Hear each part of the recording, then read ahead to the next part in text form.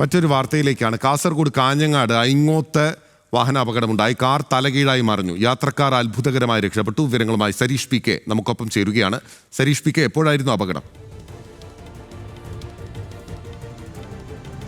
ഇന്ന് പുലർച്ചെ 4:45 ഈ അപകടം ഉണ്ടാവുന്നത്. ഈ അപകടം നടന്ന സ്ഥലത്തിന് തൊട്ട് സമീപത്തായി ഒരു കർക്കിടക ചികിത്സയുമായി ബന്ധപ്പെട്ട ആശുപത്രി പ്രവർത്തിക്കുന്നുണ്ട്. അവിടേക്ക് എത്തിയ ആളുകളാണ് അപകടത്തിൽപ്പെട്ടത്. ഈ സർവീസ് റോഡിൽ നിന്നും അല്ലെങ്കിൽ സർവീസ് റോഡിൽ നിന്നും ഈ ആശുപത്രിയിലേക്ക് കയറുന്നതിനിടെയാണ് ഈ അപകടം സംഭവിക്കുന്നത്. ഈ യാത്രക്കാരൻ തന്നെ പറയുന്നത് രാത്രി അല്ലെങ്കിൽ പുലർച്ചെ ആയതിനാൽ തന്നെ കൃത്യമായി വെളിച്ചമുണ്ടായിരുന്നില്ല. അതോടൊപ്പം തന്നെ ഇത്തരത്തിൽ ഈ സർവീസ് റോഡിന് സമീപത്തായി ഒരു കുഴിയുണ്ട് എന്ന് തോന്നിക്കുന്ന രീതിയിൽ വാണിംഗ് ബോർഡോ അല്ലെങ്കിൽ ഈ റിബൺ കൊണ്ട് മറയ്ക്കുകയോ ഒന്നും തന്നെ ചെയ്തിരുന്നില്ല. മറ്റൊരു വാഹനം വശത്തുകൂടി വരുന്നതിനിടെ സൈഡ് കൊടുക്കുമ്പോഴാണ് ഈ അപകടം സംഭവിച്ചത് എന്നാണ് ഈ യാത്രക്കാരൻ തന്നെ പറയുന്നത്. ഏതാണ്ട് ഈ 10 മീറ്ററോളം താഴ്ചയിലാണ് ഈ കാറ് അപകടത്തിൽപ്പെട്ടത്. അത് മുകളിൽ നിന്നും സർവീസ് റോഡിൽ നിന്നും നേരെ താഴേക്ക് പതിക്കുന്നൊരു സാഹചര്യമായിരുന്നു. പക്ഷേ അത്ഭുതമെന്ന് പറയട്ടെ, ഈ യാത്രക്കാരനൊരു പരിക്കും ഏറ്റിട്ടില്ല എന്നുള്ളതാണ്. യാത്രക്കാരൻ പുറത്തേക്കെത്തി നാട്ടുകാരെ വിവരം അറിയിച്ചതും ഈ യാത്രക്കാരൻ തന്നെയാണ്.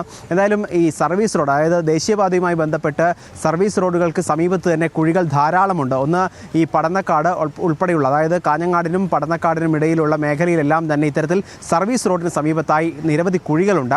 അവിടെയൊന്നും തന്നെ വാണിംഗ് ബോർഡുകളോ അല്ലെങ്കിൽ മറ്റേതെങ്കിലും തരത്തിലുള്ള സിഗ്നലുകളോ ഇല്ല. അതോടൊപ്പം തന്നെ ഈ സ്ഥലങ്ങളിലൊന്നും തന്നെ കൃത്യമായി സ്ട്രീറ്റ് ലൈറ്റ് പോലും പ്രവർത്തിക്കുന്നില്ല എന്നുള്ളതും നേരത്തെ തന്നെ വാർത്തകളിൽ ഇടം നേടിയിരുന്നു. പക്ഷേ അതിലൊന്നും തന്നെ നടപടി ഉണ്ടാവുന്നില്ല എന്നുള്ളതാണ്. അതിൻ്റെ തുടർച്ച എന്ന രീതിയിലാണ് ഇന്ന് പുലർച്ചെ ഈ അപകടമുണ്ടായത്.